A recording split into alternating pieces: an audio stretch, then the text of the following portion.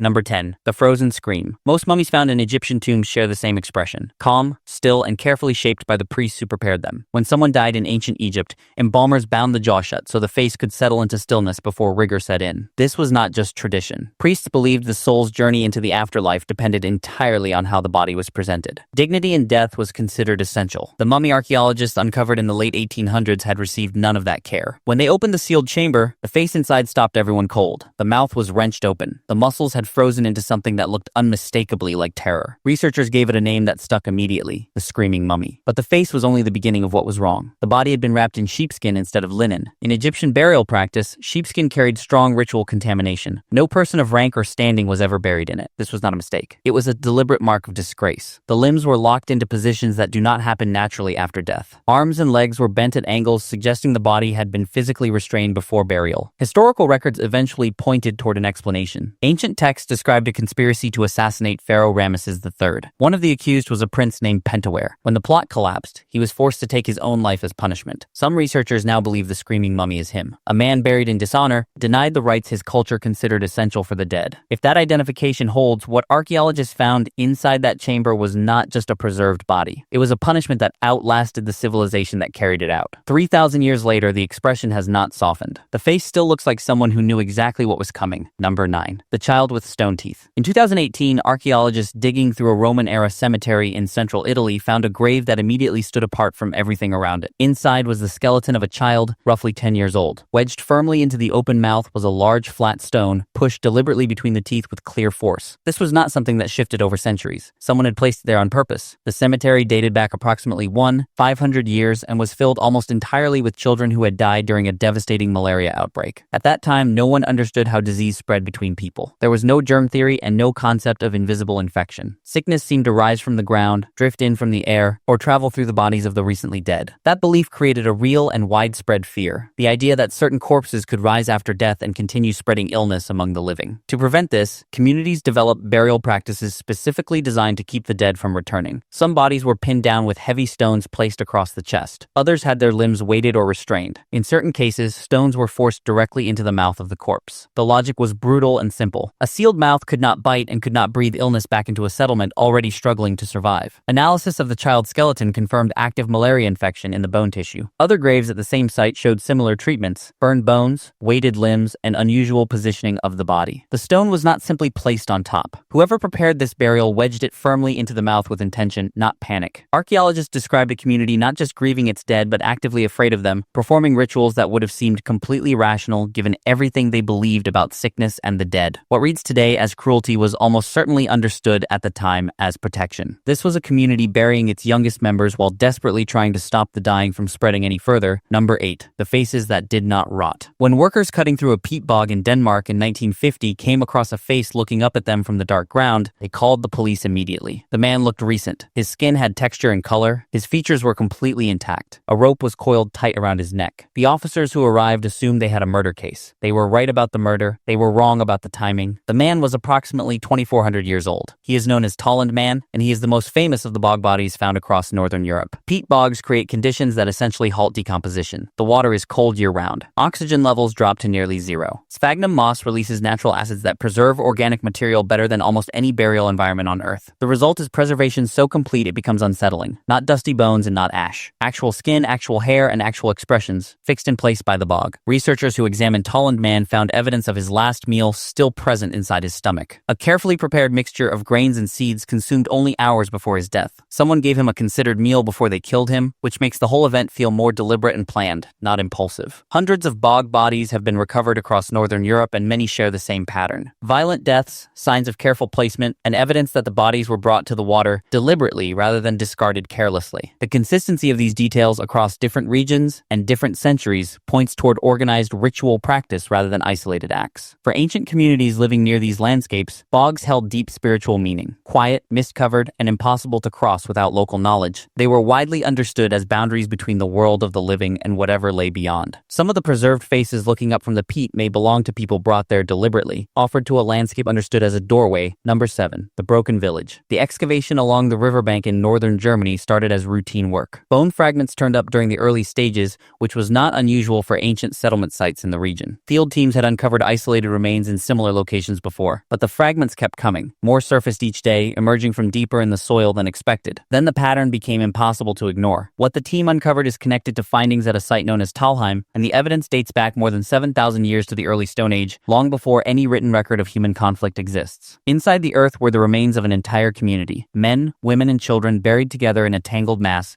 not arranged with care but thrown in. Many of the skulls carried deep fractures from blunt stone weapons. The damage was not clean or minimal. Multiple blows appeared on the same skull. Impact marks on the backs of heads indicated many victims had been struck from behind, while running or already on the ground. Researchers studying the bones noticed a pattern that darkened the picture further. The dead were overwhelmingly young adults and children. Very few older individuals were present. Archaeologists believe a rival group raided the settlement, killed most of the inhabitants, and took the survivors away with them. Tooth analysis confirmed that the victims had all grown up in the same region and almost certainly the same village. This was not a clash between two organized groups on an open field. It was a sudden raid on a community that had no warning and no time to respond. The discovery dismantled a comfortable assumption about prehistoric life. For a long time, early human societies were imagined as relatively peaceful, focused on survival rather than organized violence. The evidence left in that burial pit tells a different story. 7,000 years ago, humans were raiding neighboring villages, killing families, and leaving behind mass graves. Number 6. The severed warriors. Viking burials follow recognizable patterns. Weapons are placed with the body. Personal objects are included. The dead are given what they need for the journey ahead. When archaeologists uncovered a mass grave near the town of Weymouth in southern England, the bones inside looked unremarkable at first. Closer examination revealed something that had been done deliberately to every single skeleton in the pit. Every body was missing its head. Nearby, arranged in a separate pile, were more than 50 skulls. Each one showed deep cut marks around the neck, consistent with removal by bladed weapons. In many cases, the cuts were not clean. Multiple strikes on the same vertebrae indicated the executions were rushed and physically difficult. Several bodies also showed wounds on the hands and lower arms, defensive injuries from individuals who tried to protect themselves even at the moment of death. The remains were identified as Viking warriors, most likely captured during raids along the English coast around the 10th century. Anglo-Saxon communities along the coastline had dealt with Viking attacks for generations, and this grave appears to document one of their responses. What makes the Weymouth discovery particularly striking is not just the executions, it is the burial that followed. These bodies contained nothing. No swords, no shields, no personal objects of any kind. In Norse culture, grave goods were considered essential preparation for the afterlife. Every single item had been deliberately withheld. This was not a burial designed to honor the dead. Archaeologists believe the separated skulls and the location of the grave were intended to function as a warning. A mass execution displayed outside a settlement sends one clear message to anyone arriving with similar intentions. Stripped of their names, their weapons, and their burial customs, these men still left behind a record. And it is not a quiet one. And the further down this list you go, the worse it gets. Number 5. The Tower of Staring Faces. When Spanish explorers first wrote about what they saw in Tenochtitlan, the capital of the Aztec Empire, the account sounded like deliberate exaggeration. They described massive racks and towers built from thousands of human skulls, rising above the city's ceremonial center. For centuries, historians treated those descriptions with skepticism, assuming the scale had been inflated for dramatic effect. In 2015, archaeologists excavating beneath Mexico City, which sits directly on top of the ruins of Tenochtitlan, proved the accounts were accurate. The structure had been buried for centuries under layers of colonial-era construction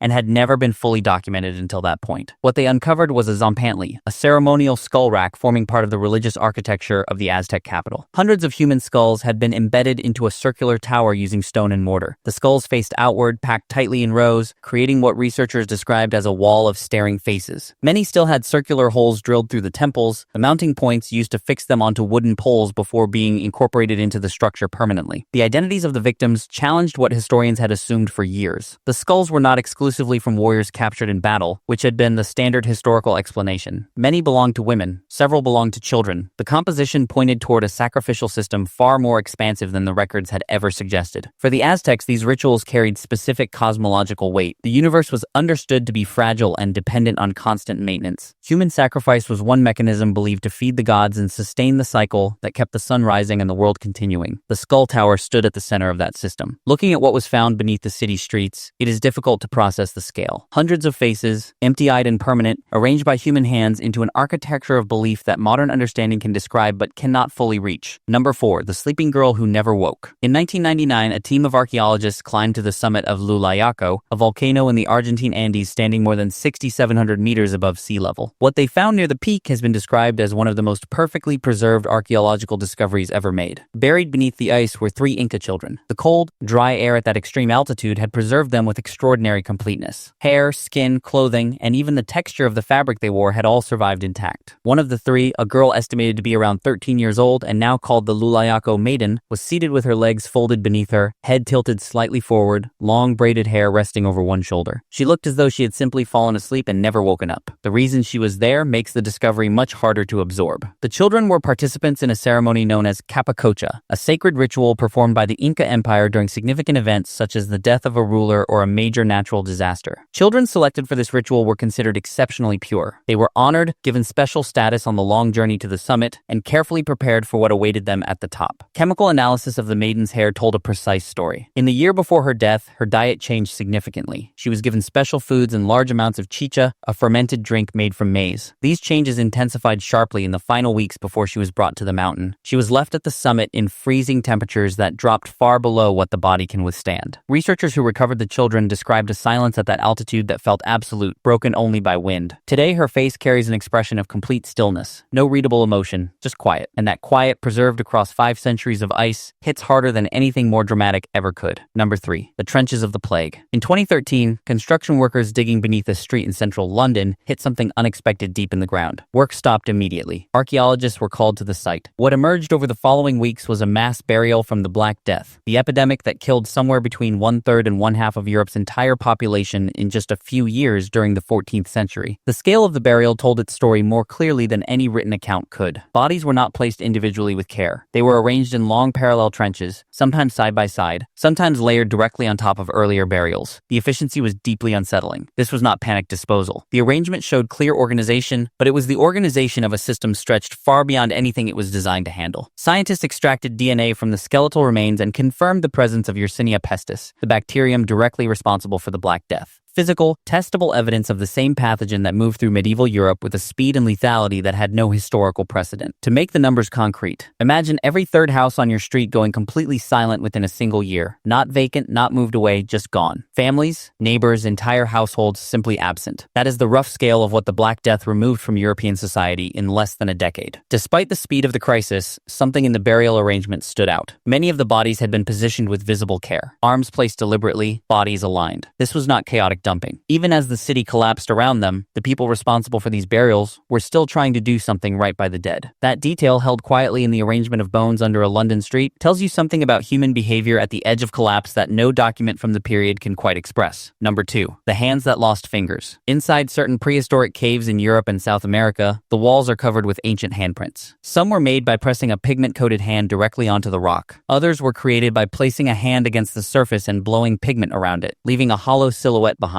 Both techniques appear across thousands of years of cave art and across multiple continents. When researchers began cataloging these prints carefully, they found a pattern that had no obvious explanation. Many of the hands were missing fingers. The first assumption was injury. Prehistoric life was physically brutal. Frostbite was common. Accidents with stone tools happened regularly. But as more caves were studied across more regions, the pattern did not look like random damage. Certain fingers were missing with unusual consistency, appearing in prints made by different individuals in different locations across different time periods. Some of the clearest examples appear at Cosquer Cave in France and Cueva de las Manos in Argentina, where researchers found that specific fingers, particularly the little finger and ring finger, were absent far more often than chance would predict. Some researchers began considering a different explanation. In a number of later human cultures documented through historical records and anthropological fieldwork, the deliberate removal of a finger was a recognized mourning practice. When a significant person died, a surviving family member would cut off a finger as a physical act of grief. The loss was made visible, permanent, and impossible to ignore. If that interpretation applies to some of the cave prints, these walls hold something far more personal than art. Each handprint missing a finger might represent someone who lost a person they loved and pressed that evidence of grief directly into the rock, in a language of marks at a time before written words existed. The prints have not moved. They sit exactly where they were placed, in some cases more than 30,000 years ago. People who wanted their losses remembered reached for the wall instead. Number 1. The broken body that was kept alive. Shanidar Cave in the mountains of northern Iraq sits high in rugged terrain. When archaeologists explored it seriously in the late 1950s and 1960s, finding Neanderthal remains anywhere was already significant. Finding several individuals buried together in the same location was extraordinary. But one skeleton inside the cave changed the questions researchers had been asking about Neanderthals entirely. The individual known as Shanidar I lived more than 50,000 years ago,